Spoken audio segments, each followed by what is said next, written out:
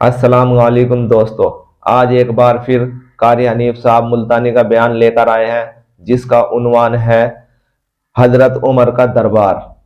इंशाअल्लाह आपको पसंद आएगा। बहुत ही खूबसूरत आवाज और बहुत खूबसूरत अंदाज में बयान हुआ है। इंशाअल्लाह आपको पसंद आएगा। आओ बयान की तरफ चलते हैं। एक शाहजादा भी तवाफ कर रहा था, उसकी चादर नीचे लटक रही थी। वो जो एहराम की चादर थी वो लटकी हुई थी, तो किसी का पैर आ गया उसकी चादर पे, उसकी गर्दन में झटका लग गया। किसी दूसरे तवाफ करने वाले, फारूक आजम रज़ियल्लाहु ताला अन्हु का दौर है, बैतुल्लाह का तवाफ कर रहे हैं लोग। अल्लाह सबको नसीब फरमाए। खाना काबा बैतुल्लाह का तवाफ कर रहे हैं। बहुत बड़ी अजमत वाली चीज है जिसको अपने घर का तवाफ नसीब करते हर एक को नहीं मिलता। इरशाद फरमाया मदनी करीम सल्लल्लाहु ताला अलैहि वसल्लम ने, जिसने मेरे घर का तवाफ किया मैं समझता हूं मेरे चारों तरफ चक्कर लगाया। तवाफ हो रहा था, एक शाहजादा भी तवाफ कर रहा था, उसकी चादर नीचे लटक रही थी। वो जो एहराम की चादर थी वो लटकी हुई थी, तो किसी का पैर आ गया उसकी चादर पे, उसकी गर्दन में झटका लग गया। किसी दूसरे तवाफ करने वाले का पैर आ गया। तवाफ बड़ी अजीब शय है। उलमा ने लिखा है कि एक आदमी तवाफ कर रहा था, एक औरत के पैरों की पाजेब की झनकार आई पैरों के जेवर की। तवाफ करता करता उसकी तरफ देखने लगा।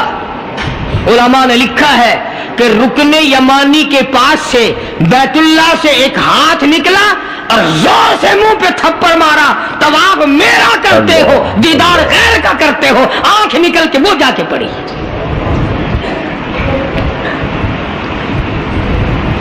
तवाफ मेरा करते हो और जियारत गैर की करते हो। आंख निकाल दी, थप्पड़ लगा।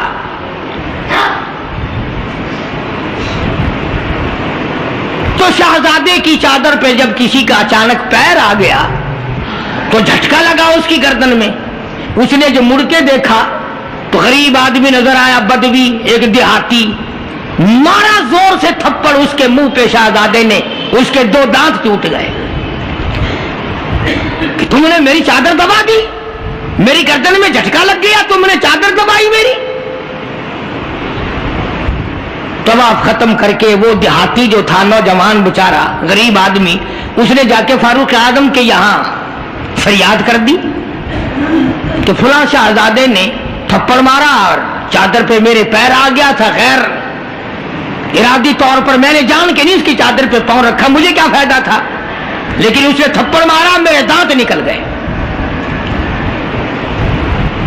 वो तो फारूक आजम का जमाना था कि आजकल का दौर तो था नहीं कि अच्छा भाई कमेटी बनाएंगे ऐसी भी जो थप्पड़ मारने वालों को पूछा करेगी कि तुमने थप्पड़ क्यों मारा। बस वो सब कमेटी बनती है, फिर आगे चलती है, काम पूरा नहीं होता, वो कमेटी खत्म हो जाती है। हर चीज की कमेटी है, पता ही नहीं किसने तो ये सबक दिया। सड़क बनाने की कमेटी, कानून बनाने की कमेटी, तमाम गैर मुल्कों में आने जाने के इंतजामात की कमेटी, हज कमेटी, फलानी चीज की कमेटी। एक लफ्ज याद हो गया, करना कराना कुछ नहीं। सैयदना फारूक आजम शहजादे को तलब कर लिया और फरमाया यहां खड़े हो जाओ। तुमने इस नौजवान को बैतुल्लाह के करीब थप्पड़ मारा, तमाचा मारा इसके मुंह पे, लगा इसने मेरी। जब ये बात सुनी, वो शहजादा जो था वो मुसलमान हुआ था। कहने लगा फारूक आजम, शायद आपने मुझे पहचाना नहीं, शायद आपने मुझे पहचाना नहीं। میں تو جبلہ ابن اوہم ہوں، میں تو بہت بڑا آدمی ہوں، میں کوئی دیہاتی ہوں، کوئی عام آدمی ہوں جو فوراً آپ بدلہ دلوا رہے ہیں؟ نے کہا میں تو شہزادہ ہوں۔ نے کہا ہاں ہاں ٹھیک ہے شہزادہ ہے، کہ میں تو اتنا بڑا آدمی ہوں، کہ ٹھیک ہے تو اتنا ہی بڑا آدمی ہے، میں تو جبلہ ابن اوہم ہوں، کہ ہاں تو جبلہ ابن اوہم ہے، مگر یہاں کھڑا ہو جا، یہ تجھے تھپڑ مارے گا۔ انہوں نے کہا کمال ہے، میں اتنا بڑا آدمی اور یہ 2 ٹکے کا آدمی مجھے تھپڑ مارے گا؟ کہ ہاں مارے گا۔ تمہارے یہاں چھوٹے بڑے کی کوئی تمیز نہیں کہ ہاں ہاں لا الہ الا اللہ محمد الرسول اللہ صلی اللہ علیہ وسلم پڑھنے والا یہاں سب ایک ہے، جس نے کلمہ پڑھا سب ایک ہو جاتے ہیں۔ کل ایک آدمی 4 مہینے افغانستان کے مجاہدین کے ساتھ گزار کے آیا، دوست آدمی ہے، جہاں اس نے اور باتیں بتائی وہاں ایک یہ بات بتائی کہ ایک محاذ پہ ایک روسی کو پکڑ لیا، روسی بدماش کو پکڑ لیا، وہ جو آئے ہوئے ہیں نا، اس نے کلمہ پڑھ لیا، مسلمان بن گیا۔ تو 2-4 دن کے بعد اس سے پوچھا کہ تو نے اپنے کفر میں یا اپنے معاملات مذہب میں اور ہمارے اسلام میں کچھ فرق پایا؟ ایک بات اس نے بتائی، وہ میں نقل کر دیتا ہوں، شاید آپ کو بھی پسند آئے۔ جتنے کہ وہ مسلمان بنا اتنے کی بات اسے محسوس ہوئی، کہنے لگا میں اپنے منہ میں بڑا ٹوتھ پسٹ مارتا تھا، بڑا برش مارتا تھا، بڑی منجن مارتا تھا، اور میرے منہ کی بدبو نہیں جاتی تھی، جب سے میں نے تمہارا کلمہ پڑھا میرے منہ کی بو ختم ہو گئی، بالکل میرے منہ میں سے بدبو نہیں آتی، ورنہ میں خود تنگ تھا۔ اندازہ لگاؤ لا الہ الا اللہ محمد الرسول اللہ پڑھنے سے اگر ایک روسی کافر کے منہ کی بدبو ختم ہو سکتی ہے تو کیا میرے تیرے جہنم کے سلگے ہوئے وہ لا الہ الا اللہ محمد الرسول اللہ پڑھنے سے جہنم کے انگارے نہیں بجھ جائیں گے؟ تو فاروق اعظم رضی اللہ تعالیٰ عنہ نے فرمایا کہ بھائی یہاں بدلہ دینا پڑے گا، یا کوئی چھوٹے بڑے کی بات نہیں۔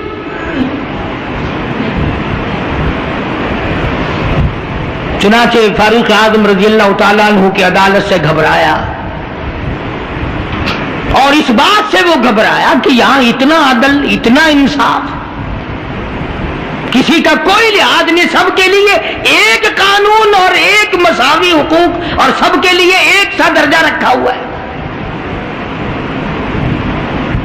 چنانچہ مرتد تو ہو گیا، کافر دوبارہ ہو گیا، مرتد ہو گیا، اور اس بات کو پسند نہ کیا کہ شہزادہ بادشاہ کا بیٹا ایک دیہاتی کے ہاتھ سے تھپڑ کھائے اور بدلہ دے۔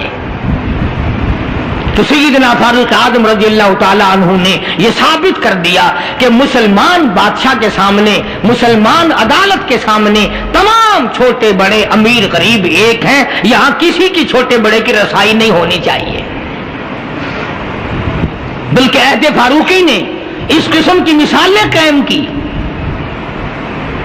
اس قسم کی مثالیں قائم کی، جنگ میں جہاد میں رشتہ دار سامنے آ گئے۔ فاروق اعظم رضی اللہ تعالیٰ عنہ کو خود نبی کریم صلی اللہ علیہ وسلم نے دیکھا کہ سگا ماموں ہے اور اس کو نیچے ڈال رکھا ہے اور پیر کے نیچے پیر دبایا ہوا ہے اور ایک ہاتھ میں پیر پکڑ کے اپنے ماموں کو بیچ سے پھاڑ رہے ہیں، فاروق اعظم بیچ سے چیر رہے ہیں۔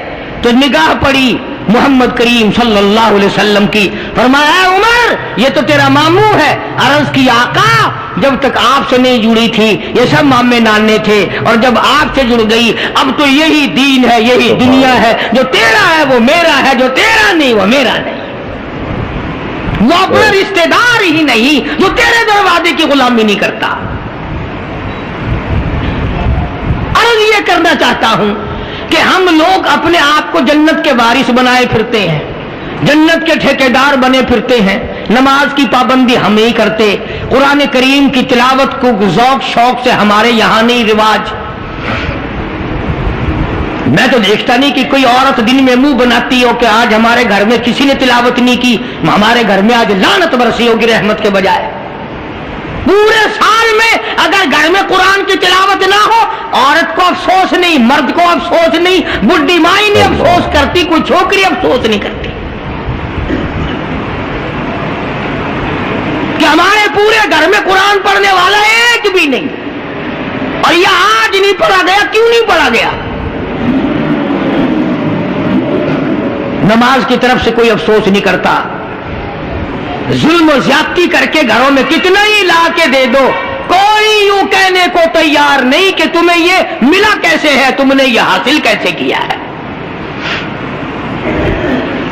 अर्ज करने का मकसद मेरा ये था, बेशक नमाज रोक देती है बेहयाई और बुरी बातों से, मगर वो भी नमाज हो ना, न हम नमाज दिल से पढ़ते हैं, न ज़कात सही मायनों में अदा करते हैं। और इन सब की रूह और जड़ जो है वो है इंसाफ मुहैया करना।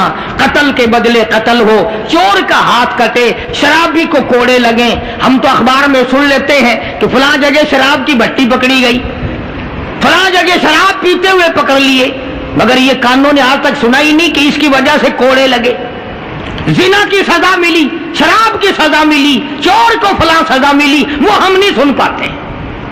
अंदर ही अंदर अफसर लोग जो घपला मचाते हैं वो तमाम के तमाम मामला को उड़ा के रख देते हैं।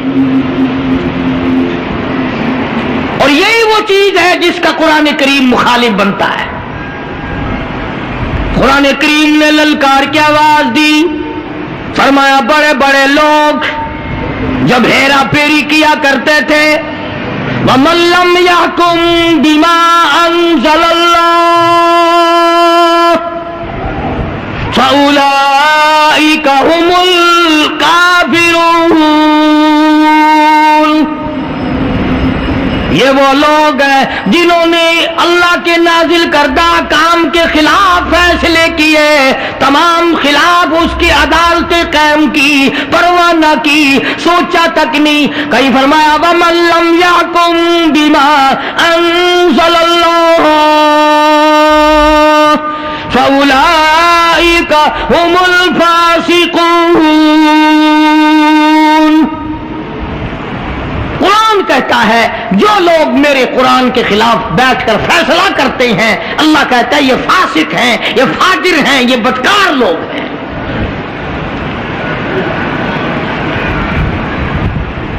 मेरा अर्ज करने का मतलब मंशा ये है कि हम एक तरफ से अपना दामन साफ करते हैं तो दूसरी तरफ से गंदगी आलूद रह जाता है। अगर मरते वक्त यही हाल हुआ तो नाकाम होकर के मरेंगे।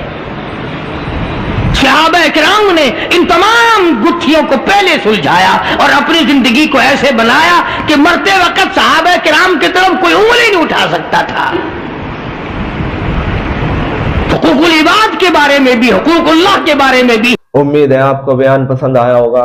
अल्लाह हमें भी और आपको भी अमल करने की तौफीक अदा फरमाए। और जो हमारे चैनल पर पहली बार आए हैं, हमारे चैनल को सब्सक्राइब करें, लाइक करें और शेयर करें। खुदा हाफिज, फिर मिलेंगे।